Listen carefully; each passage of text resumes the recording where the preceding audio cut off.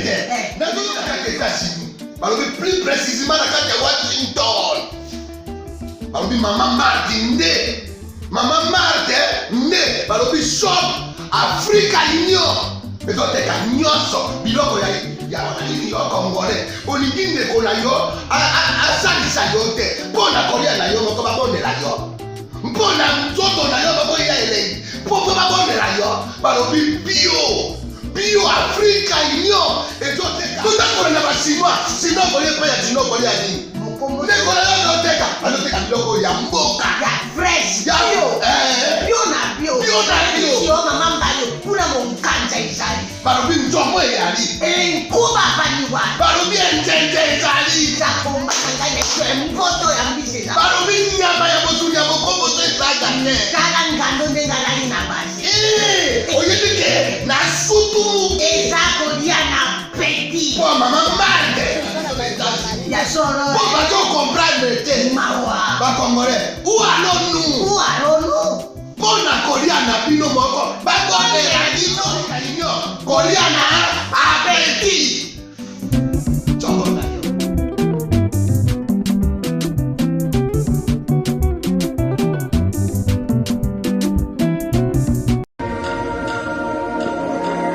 Je suis Narcisse Katompa, CEO de Narsix Water, une entreprise de purification et de distribution d'eau basée aux États-Unis. Je suis titulaire d'un master en finance et une spécialité en assurance gestion des risques.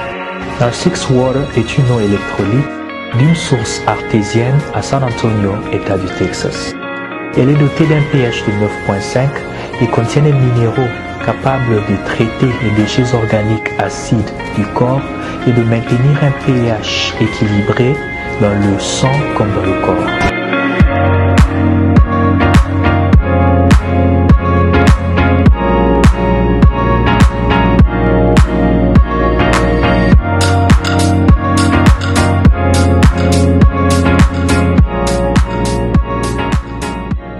Mesdames, Mesdemoiselles et Messieurs, merci de suivre Critique Info. Je reviens encore sur la question de Kagame, RDC, ainsi de suite. J'ai vu des réactions un peu partout. Les gens m'ont appelé pour me dire, ben Christian, tu vois, tu as dit des choses bien, mais après on a comme l'impression que tu protèges les Rwandais ou tu les... Non, pas du tout. La question c'est que quand vous avez essayé une chose pendant plus de 25 ans, vous devez être en mesure de changer de stratégie.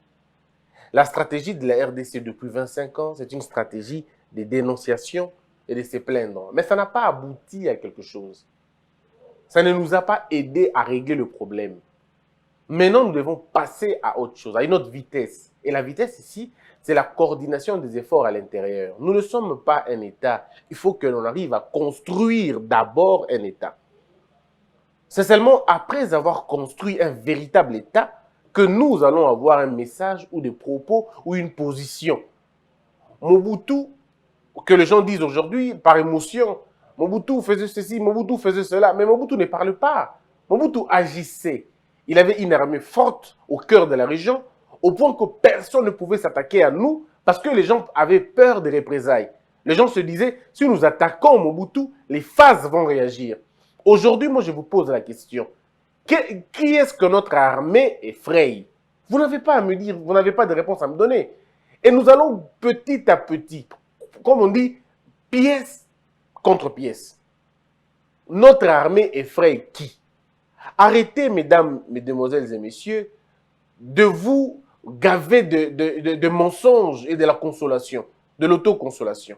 Ici, il ne s'agit pas de dénoncer, de parler, non, ici il s'agit de plutôt réfléchir comment on va faire pour renverser la courbe et renverser la tendance. Dire que Kagame nous a nargués, ben oui, Kagame nargue la RDC, c'est tout à fait normal pour lui. Kagame, toute sa vie, il n'a fait qu'étudier les stratégies militaires, comment on déstabilise les autres pays, comment on fait ceci, comment on fait cela. C'est un bon chef pour son pays. C'est vraiment être naïf de croire que Kagame allait passer à la télévision et dire, ben oui, le rapport Mapping nous a véritablement cité. C'est nous qui sommes à la base de la dislocation ou de la division de la RDC. Tenez, d'ailleurs, nous pensons à une balkanisation parce que nous voulons récupérer une partie du territoire congolais. D'ailleurs, vous savez, nous sommes très impliqués dans cette affaire. C'est nous qui sommes à la base des... Non, mais attendez, vous n'allez pas quand même me dire que vous vous attendiez à cela. Kagame n'allait pas venir faire des aveux dans un pays étranger. Il n'allait pas le faire. Pas du tout. Mais c'est que les gens ont oublié. Les gens n'ont pas compris une chose. Kagame s'est servi de la scène française pour narguer les Nations Unies, pour attaquer ses anciens maîtres. Et la première gifle est administrée aux États-Unis. Je veux dire à la France et puis aux États-Unis. Et puis l'Angleterre. Il a dit si clairement. Regardez par exemple quand on lui pose des questions sur son propre pays. Il le dit, notre justice, elle est indépendante, mais elle n'est pas indépendante à la lumière des Occidentaux. Ça, c'est ce qu'il dit. Il dit, nous n'attendons pas que l'Angleterre, la France, les États-Unis viennent nous dire ce qu'on doit faire. Au sujet de la mort de M. Kizito, il dit qu'il n'y aura pas d'enquête indépendante. Il dit, pourquoi vous vous appelez ça indépendante? Parce que nous-mêmes, chez nous, nous avons une justice. Ça, c'est un président de son pays qui défend sa chapelle. Alors moi, je ne peux pas, à mon niveau, demander à Kagame de venir demander pardon. Il ne le fera pas. Et même s'il le faisait, ce n'est pas ce qui va réparer les morts. Le Congo a besoin de réparation. La RDC a besoin de réparation. Et puis en même temps, vous savez, hein, mes frères, les émotions ne vont pas nous amener à comprendre la question. Nous sommes trop émotifs, trop émotifs. On est trop dans les émotions et ça ne va pas régler. J'ai vu un monsieur écrire tout un article, mais alors un article de près de 2000 ou 4000 mots. Mais pour rien, ce n'est que de logorée, il explique le problème, il parle de choses, aucune phrase de proposition. Qu'est-ce qu'il propose? Rien. Tout ce que lui a à faire, c'est de chercher le coupable dans tout ça. Comment Félix a laissé monsieur là dire ça? Félix, vraiment, à quoi vous vous attendiez? Que le chef de l'État collait Kagame na Kingo? Non, monsieur Kagame. Ou alors, se servant de la parole, na union, disons, on a sommet France-Afrique, ou je sais pas moi, ce sommet, parce que je vais dire ça, je vais parler de ça dans la deuxième partie. Pour moi, ça n'a aucun impact, mais j'en parlerai comme dans la deuxième partie. Donc, les gens s'attendaient à quoi? Que Félix Tshisekedi se tienne devant les gens et réponde à Kagame. Non, monsieur Kagame, j'ai suivi votre émission sur RFI. Vous avez été méchant avec nous et nous vous demandons des excuses. Et les gens voulaient ça. Ou que les gens, que Félix Tshisekedi disent, ben écoutez, mesdames et messieurs, nous avons été tués par le Rwanda nous a massacrés. Est-ce que vous vous attendiez à ça, en fait? Je ne comprends rien. Laissez M. Kagame faire son show. C'est à nous de nous définir maintenant. C'est à nous de définir ce que nous voulons être et comment nous voulons qu'on nous respecte. Vous savez, dans la vie, on ne demande pas aux gens de vous respecter. On les contraint de vous respecter. Vous devez donc représenter une force. Vous devez représenter une unité. Mais si vous-même vous êtes divisé sur la même question, comment voulez-vous que le Rwandais vous donne raison? Je suis très étonné quand M. Fayoulou et les autres disent non, mais ils se moquent de notre état de siège. Oh, mais vous, M. Fayoulou, vous avez fait un document ici. Ce document que j'ai déchiré. Vous étiez le premier à critiquer l'état de siège. Donc si aujourd'hui Kagame a le courage de critiquer l'état de siège, il s'est inspiré de vous. Si déjà vous-même au niveau de l'intérieur, vous attaquez l'état de siège, vous-même au niveau à l'intérieur, vous attaquez votre propre armée, vous l'accusez d'être une armée rwando-congolaise, vous dites que les généraux sont des Rwandais. Maintenant si Kagame vient dire aux gens que bon, vous savez, l'armée congolaise n'est pas si forte, vous allez vous fâcher. Oh, attendez, je ne comprends rien. Ça veut dire, on est dans une maison, vous déshabillez votre mère, vous l'insultez, mais vous êtes choqué lorsque c'est un voisin qui insulte votre mère que vous-même insultez tous les jours. Ça, c'est ce qu'on appelle de l'hypocrisie. Arrêtons un peu avec ces jeux. Arrêtons un peu avec cette blague. Ce sont des blagues. Et vous êtes émotifs pour rien. Construisons le pays de l'intérieur, on ne veut pas. Construisons un État, on ne veut pas. Construisons une armée, on n'est pas dedans. Nous, on est des réactionnaires, hein, ou je sais pas moi, des réactionnistes. Quand quelqu'un parle, eh ben, on veut tous parler, il faut qu'on parle. Mais non, attendez. Un monsieur m'a envoyé la vidéo, je sais pas moi, le tweet de mon aîné Claudicia, qui condamne le propos de Kagame. Mais c'est un acte louable. Moi, je condamne les propos de Kagame, mais je ne vais pas m'éterniser là en disant « Non, Kagame, tu n'aurais pas dit ça. Kagame, reviens, corrige-toi. » Je ne peux pas, parce que je n'appartiens pas à la classe des pleurnicheurs. Moi, je suis parmi ceux qui pensent qu'il faut construire un État, réfléchir autrement les choses pour que le Rwanda nous respecte. Pour que le Rwanda nous respecte, nous devons nous-mêmes prendre conscience de ce que nous sommes, de ce que nous avons. Et c'est tout. Et moi, je le dis, la seule piste, c'est d'acheter la respectabilité. Et le pays, les étrangers ne vont nous respecter que si nous avons une forte armée et si nous avons la capacité de s'aimer la même proportion du désordre qu'ils font chez nous. C'est tout simplement ça. Tant que le Rwanda ne se sentira pas menacé par nous, eh bien, le Rwanda continuera à nous narguer. Mais ce n'est pas maintenant un motif pour nous de pleurer, de nous lamenter. Non. On parle du prix Nobel. Il a négligé le prix Nobel. Il a sous-estimé notre prix Nobel. Mais votre propre pays, qu'a-t-il fait de ce prix Nobel-là? Votre propre pays, qu'a-t-il fait de ce prix Nobel? Il fallait attendre que Félix Tshisekedi arrive au pouvoir pour qu'on donne l'honneur, pour qu'on donne la véritable valeur à Mukwege. Mukwege, c'était quelqu'un de blacklisté. Personne ne pouvait compter sur lui. Personne ne pouvait même parler de lui. Quelle est cette chaîne nationale ou, je ne sais pas moi, locale, qui a donné la lumière à Mukwege, ici? Toutes nos chaînes, on nous avait interdit.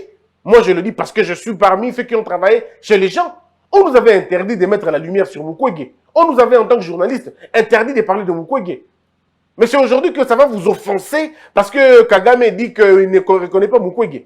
Ça va vous offenser maintenant. C'est de l'hypocrisie. C'est de l'hypocrisie. Tant que vous n'arrivez pas à respecter vos propres valeurs chez vous, n'attendez pas le respect des autres. D'abord, nous-mêmes construisons le respect. Ça va inspirer le respect des autres. Maintenant, venons-en aux faits.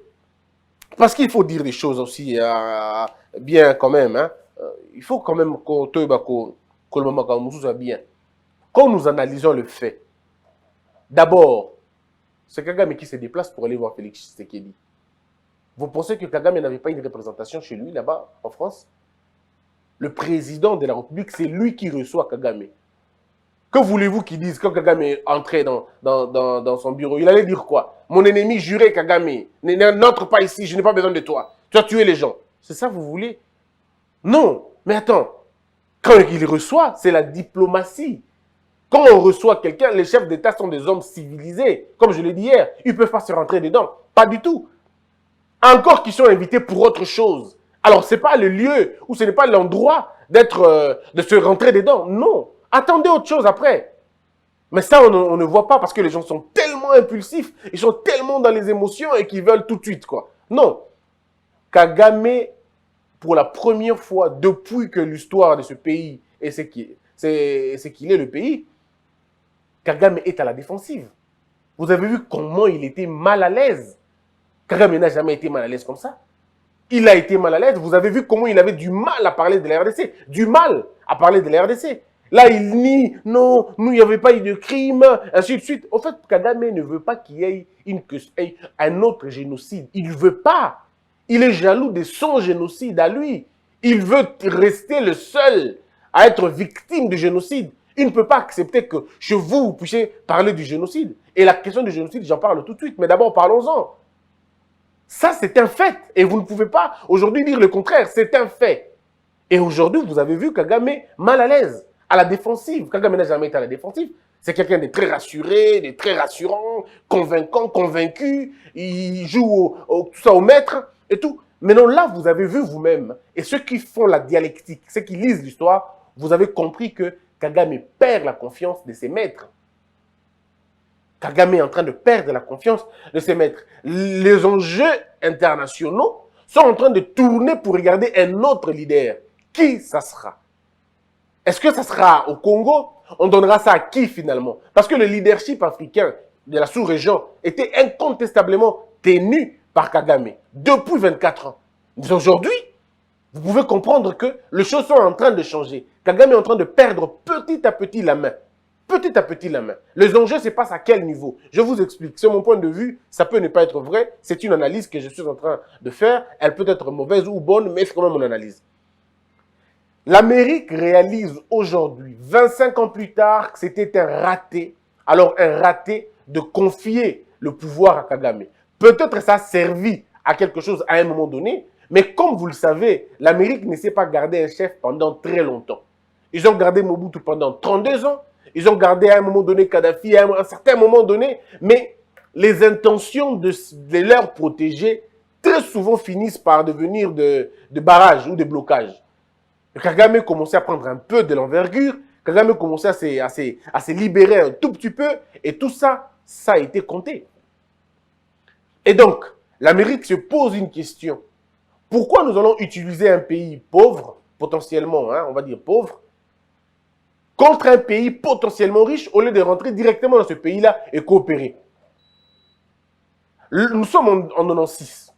Il faut contrôler les minéraux congolais, qui sont des minéraux stratégiques et des minéraux du futur. Mobutu, ça ne rassure plus. Il devient beaucoup plus incontrôlable. Et puis après, sa population commence à se fatiguer. Alors pour ne pas tirer les choses à la longueur, il faut trouver quelqu'un qui remplace Mobutu. Mais qui? Le gars était terriblement fort à l'intérieur, qu'il a su maintenir ou mater tous ses opposants. Mais comment ça va se passer? Etienne Tshisekedi n'est pas favorable avec la rébellion. Il ne veut pas prendre les armes. Mais qui peut nous aider à accomplir cette histoire-là? En complicité avec le Rwanda, il décide de trouver quelqu'un. Et cette personne, c'est Kabila, qui accepte de jouer ce jeu-là. Ça, c'est la vérité dialectique. On n'a pas besoin de nous cacher. Entre-temps, le Rwanda a son agenda. Vous allez maintenir les désordres. Et ça, ce n'est pas le Rwanda seulement. Rwanda, Burundi, Ouganda. Vous allez maintenir les désordres dans ce coin-là, que dans le coin stratégique où il y a de l'or, où il y a du diamant, pardon, où il y a le coltan, où il y a les minéraux stratégiques du futur dont on a besoin. L'aéronautique, la pharmacie, bien d'autres choses, on en a besoin. Dans cette partie-là, il faut le faire. Pour la pharmacie, vous allez comprendre que c'est avec les vaccins, avec les épidémies, avec tout ça, vous comprendrez. Mais d'abord, les enjeux de technologie, il fallait trouver ça là-bas. Et donc, insécuriser ces coins-là pour avoir une légitimité de travail. Et la bonne raison, c'est que instabilité politique, ça donne naissance aux groupes armés. Et les groupes armés sont téléguidés à l'Ouganda, Kigali, un peu partout, et même à l'étranger, mais aussi avec des gens à l'intérieur qui vont nous aider à le faire. On appelle ça la 5e colonne. C'est des gens qui vont travailler dès l'intérieur. Ils vont nous ouvrir la porte à tout moment qu'on voudra détruire. Bon, maintenant, on ne peut pas réussir ça avec une armée forte. Il faut déstabiliser l'armée. Et la seule façon de déstabiliser l'armée, il faut le brasser. Donc, il faut faire un brassage au sein de l'armée. Comment faire le brassage? Il faut accepter tous les rebelles à leur grade. Ça va dénaturer l'armée à un certain moment. Vous n'allez pas vous en sortir. Et c'est ce qui a été fait. Et lorsque Kabila, le père, comprend que bon, il faut que je me débarrasse de ces Rwandais, il pensait que c'était une tâche facile, alors que c'était beaucoup plus difficile, beaucoup plus complexe du moment où ils avaient le même patron.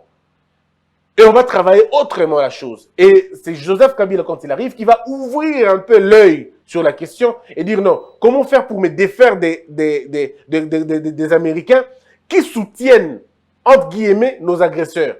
C'est ça la logique de Joseph Kabila Kabange. Il s'est dit, bon, on va voir la Chine et les autres. C'était l'erreur monumentale. Et ça, l'Amérique a perdu la main.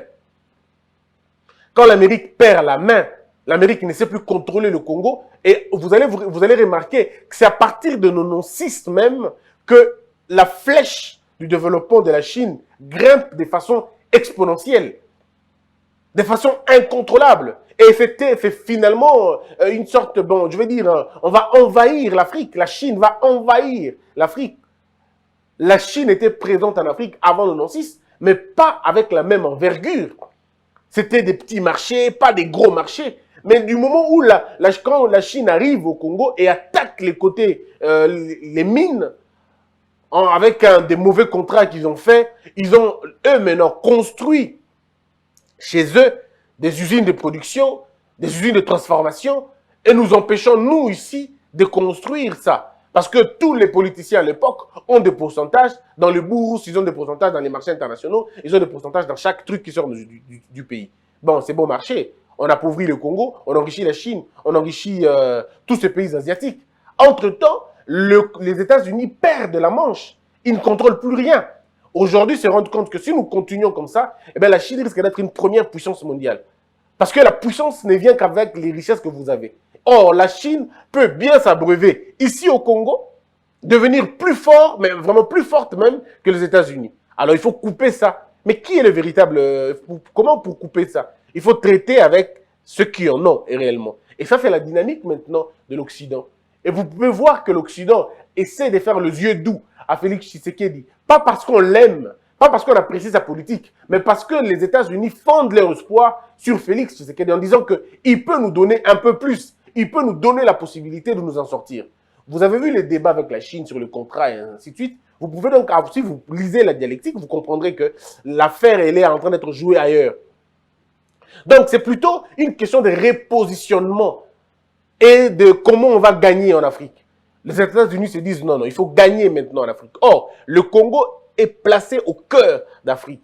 Si un pays, une grande puissance, contrôle convenablement le Congolais, disons le Congo, il a donc l'avenir avec lui. Il a le lithium, il a le cobalt en grande quantité, le cuivre n'en parlons pas, et d'autres richesses qui vont se découvrir dans peu de temps. Ce qui fait que l'Amérique ne veut plus laisser la Chine gérer le Congo. Et donc, il faut passer avec les Congolais des contrats directs. Mais comment vous allez passer des contrats avec les Congolais directement si nous savons déjà que vous soutenez le Rwanda, vous soutenez le pays voisin pour nous piller, pour nous voler. Donc, à un moment donné, le Rwanda s'est dit, mais les États-Unis se disent, mais nous perdons beaucoup en soutenant le Rwanda, nous perdons beaucoup en soutenant les voisins pour s'aimer la zizanie, alors que nous pouvons entrer par la grande porte. Le leadership a changé. Vous avez un leadership qui, Félix Tshisekedi, a montré à la face du monde qu'il était favorable aux Américains. Et tout le monde l'a vu.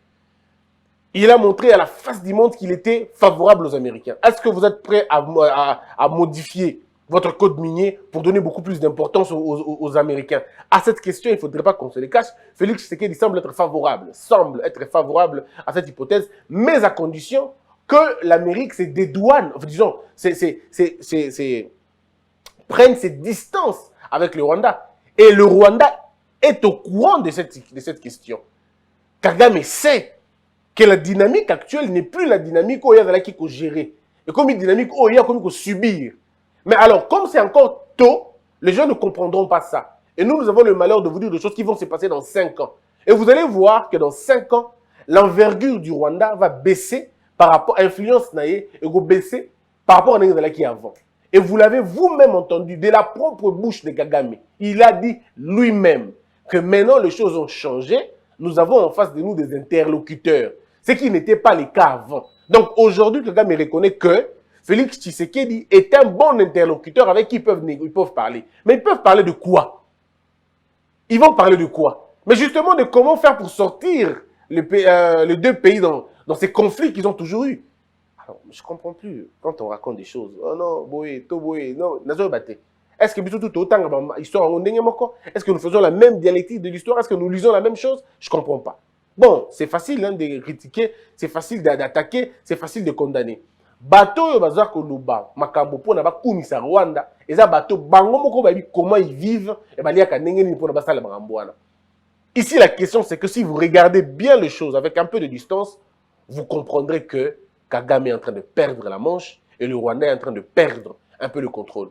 Ce qui fait que demain, quand nous allons reprendre le pouvoir complètement, ça veut dire convenablement, sur les enjeux nationaux et sur les enjeux internationaux, vous comprendre que notre armée sera débarrassée de toutes sortes de parasites, notre armée sera débarrassée des infiltrés, on aura une armée régulière mais aussi régalienne qui permettra à rassurer notre respectabilité. Du côté de la diplomatie, eh bien vous avez vous-même remarqué que de ce côté-là, Félix Tshisekedi gagne sur tous les terrains. Diplomatiquement, il est là, il est fort, il est disponible, il est visible, on le voit, on le sent. Diplomatiquement, ce n'est pas un président belliqueux. On le voit que c'est un président faisant la paix, entendons-nous, ainsi de suite. Quand il arrive à déboulonner le Congo, à Kinshasa ici, sans tambour ni trompette, eh bien, donc, on peut comprendre qu'il peut réussir à déboulonner tous les pièges autour de lui. Parce qu'il fallait d'abord commencer par déboulonner à l'intérieur avant de déboulonner à l'extérieur. Et donc, il faut reconnaître aussi le fait que toutes les sorties des officiels rwandais, en commençant par lui-même, le président Kagame, n'ont pas favorisé un climat de paix. Parce que les Congolais sont, c'est vrai, épidermiques, mais c'est avec raison qu'ils sont épidermiques. Parce que les Congolais veulent des réactions tout de suite. Mais vous ne pouvez pas. Nous sortons d'une relation toxique durant 17 ans. Une relation à la fois toxique et ambiguë. Beaucoup de préjugés, mais beaucoup de problèmes à l'intérieur. Et puis après, vous n'allez pas résoudre ça en 2 ans. Ce n'est pas possible. Les présidents des républiques ou de tous les chefs d'État héritent les passifs et les actifs des pays. Mais quand vous héritez un conflit, c'est à vous de décider. Est-ce que vous continuez avec ce conflit ou vous les clarifiez? Et visiblement, Félix Tshisekedi a choisi la voie de la clarification de ces relations. Mais c'est à lui de voir. Maintenant, comment il va aller avec la question? Un peu de patience, voyons comment les choses vont se passer. J'entends par exemple, parce qu'il me reste 2 points, j'entends par exemple la question du génocide. Mes frères, au-delà de tout, qu'on se le dise quand même, qu'est-ce que vous entendez par le génocide? Aux yeux du monde, il n'y a pas eu génocide en RDC. Aux yeux du monde, il n'y a pas eu génocide en RDC. Pour que le monde accepte qu'il y a eu génocide, c'est une production cérébrale. Nous devons travailler à l'intérieur. Le génocide, ce n'est pas un fait populaire.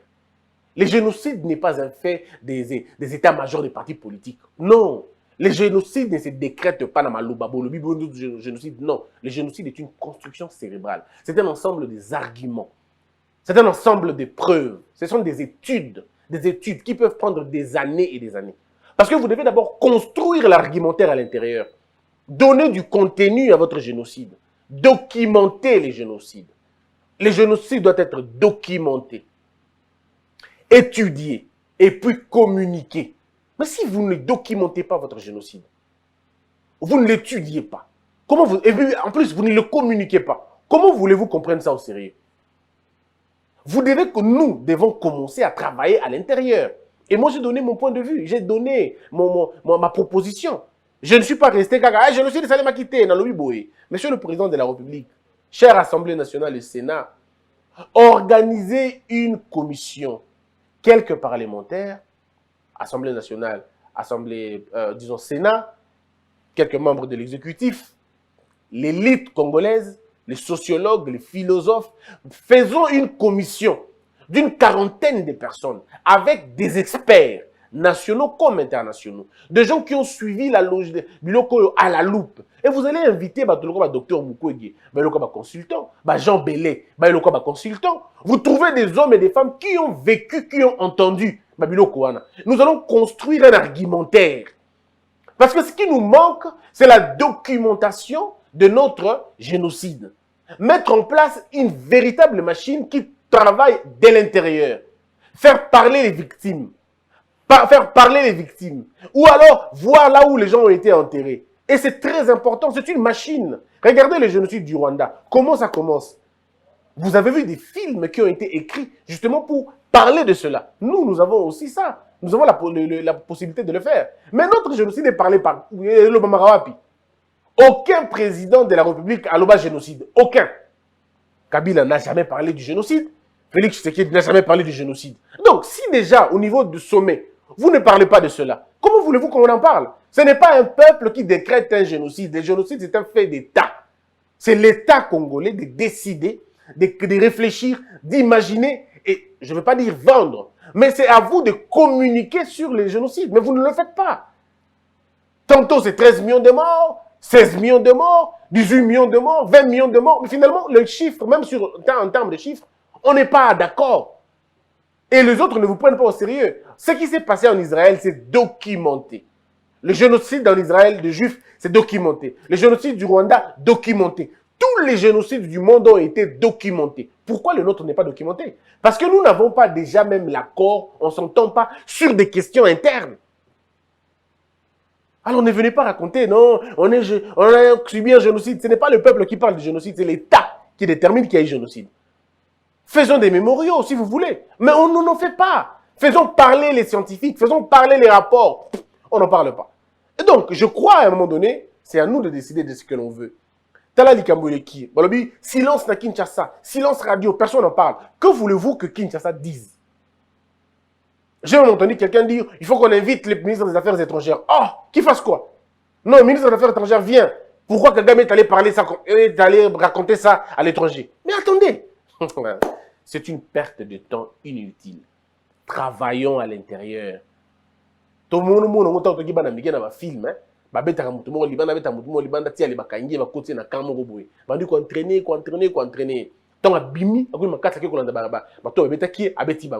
Entraînons-nous à l'intérieur. Subissons cette honte pour la dernière fois. Que cette humiliation nous aide à nous former de l'intérieur. Devenons un homme fort. Devenons un État fort. Devenons un peuple fort. Pas un peuple plaintif, un peuple clochard, un peuple émotif et tout ça. Non, construisons. Et puis la dernière chose maintenant,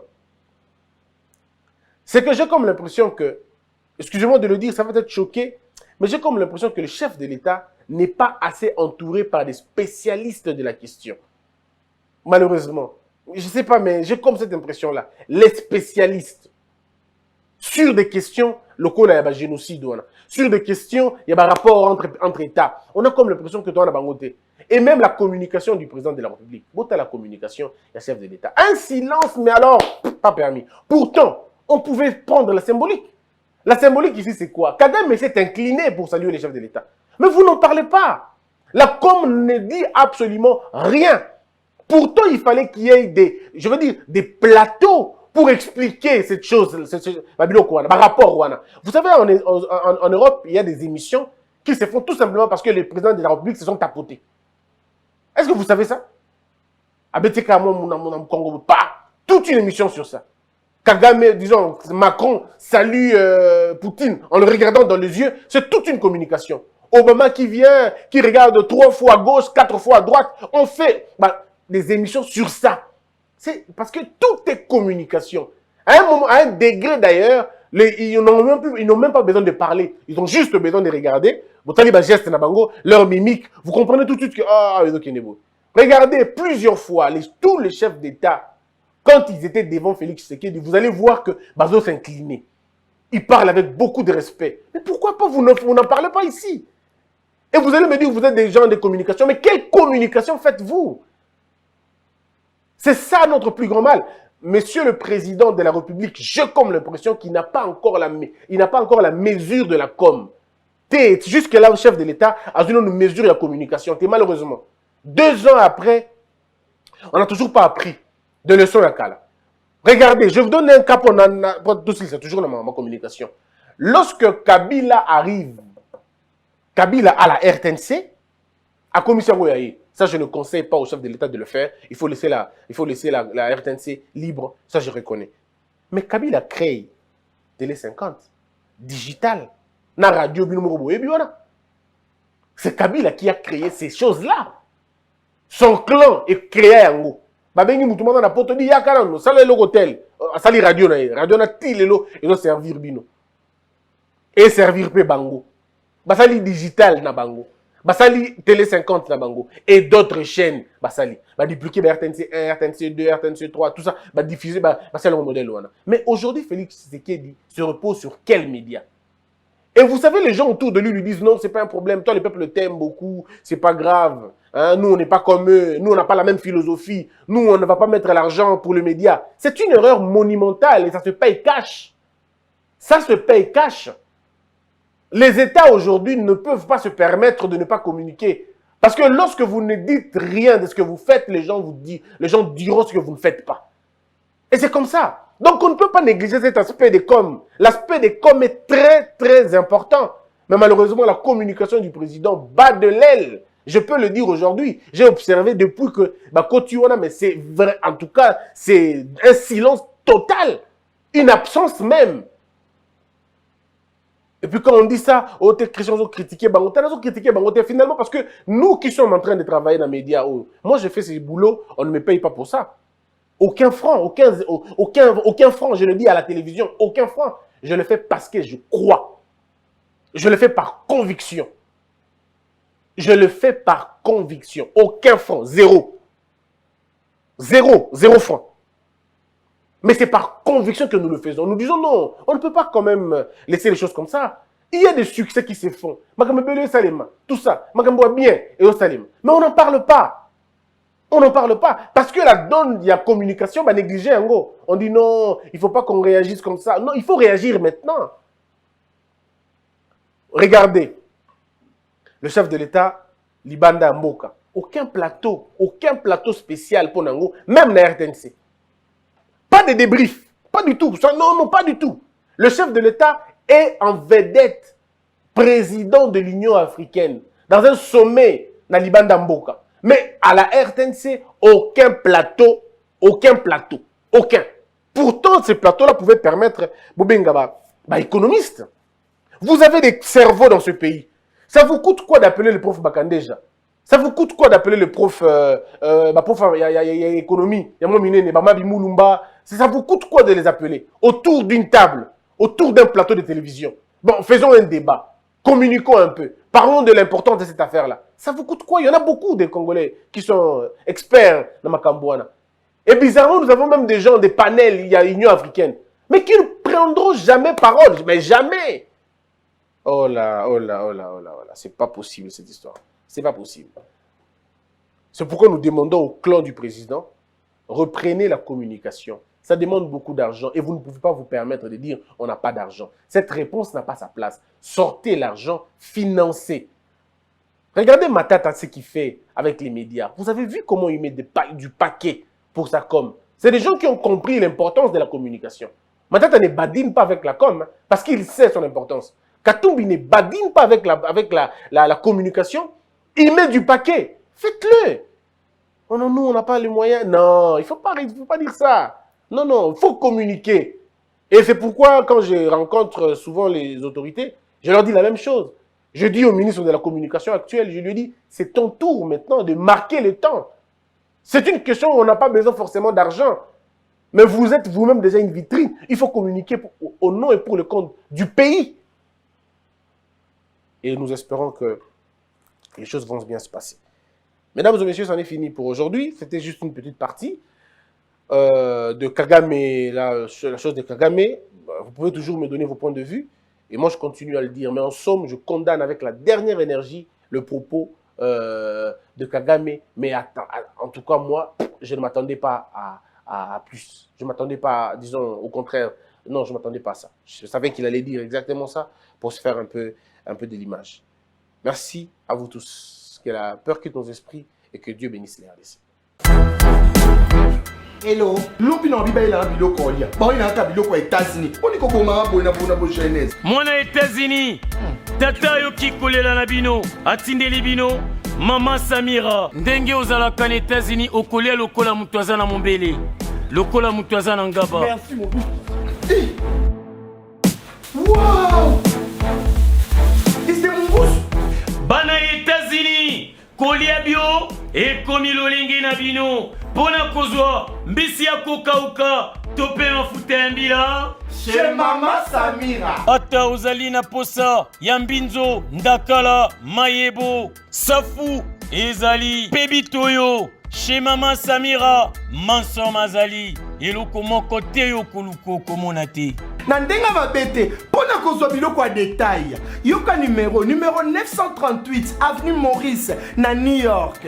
adresse ya entrepôt 1240 avenue Randol dans les banques tala yoko banda koteka mbisi ya kokauka mongusu mafuta ya mbila ekokoma lokola bazoka na yo Yeah yo, kombone Mama Samira, makiambae.